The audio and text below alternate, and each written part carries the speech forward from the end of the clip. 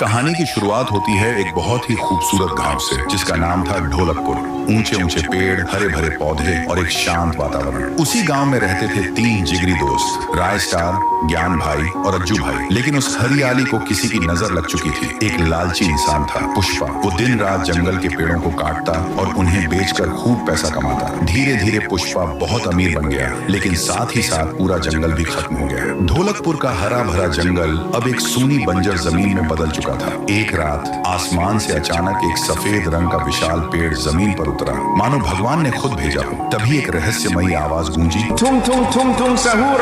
और वो पेड़ एक इंसान में बदल गया। लेकिन वो आम इंसान नहीं था, उसका शरीर लकड़ी जैसा था। उसने एक मंत्र बोला और देखते ही देखते बंजर धरती पर फिर से हरियाली लौट आई। पूरा जंगल रातों रात फिर से जिंदा हो गया। सुबह गांव वालों की नींद खुली तो देखा चारों तरफ हरियाली थी। हर कोई खुश था, लेकिन पुष्पा की लालच अब भी खत्म नहीं हुई थी। जब पुष्पा को खबर मिली कि जंगल फिर से लौट आया है, उसने अपने पूरे गैंग को इकट्ठा किया और कहा, आज रात हम सब अमीर बनने वाले हैं। रात होते ही वो लोग बड़ी बड़ी गाड़ियों में जंगल की ओर निकल पड़े। उसी रात चार अपने दोस्तों ज्ञान और अज्जू के साथ घूमने निकला। तीनों कार में थे। जैसे ही कार आगे बढ़ती है, सामने से पुष्पा अपना मॉन्स्टर ट्रक लेकर आता है और टकरा जाता है। जोरदार क्रैश होता है, कार पलट जाती है। राय स्टार जमीन पर गिरता है और बेहोश हो जाता है। ज्ञान और अज्जू बच जाते हैं और तुरंत उसे हॉस्पिटल ले जाते हैं। डॉक्टर ने काफी देर तक चेक किया और कहा, सॉरी, तुम्हारा दोस्त अब नहीं बच सकता। अज्जू और ज्ञान रो पड़े। उन्होंने डॉक्टर से गुजारिश की, कुछ तो करो डॉक्टर साहब। डॉक्टर ने कहा, एक रास्ता है, तुम्हारे गांव के जंगल में एक लाल रंग की जादुई जड़ी बूटी मिलती है। अगर तुम ला सको तो शायद मैं तुम्हारे दोस्त की जान बचा पाऊं। दोनों दोस्त बिना वक्त गंवाए जंगल की ओर निकल पड़े।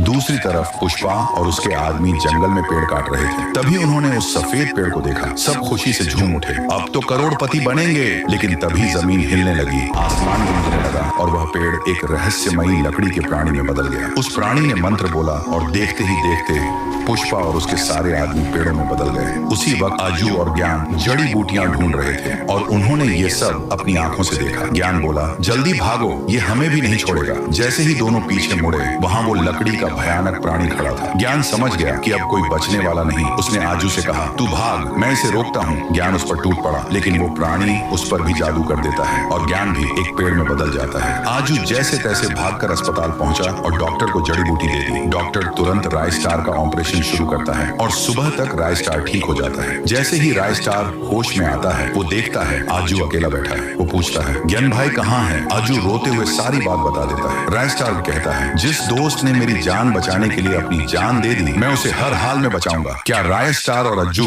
टुंग टुंग सहूर को हरा पाएंगे? पार्ट 2 चाहिए तो इस वीडियो पर 1 लाख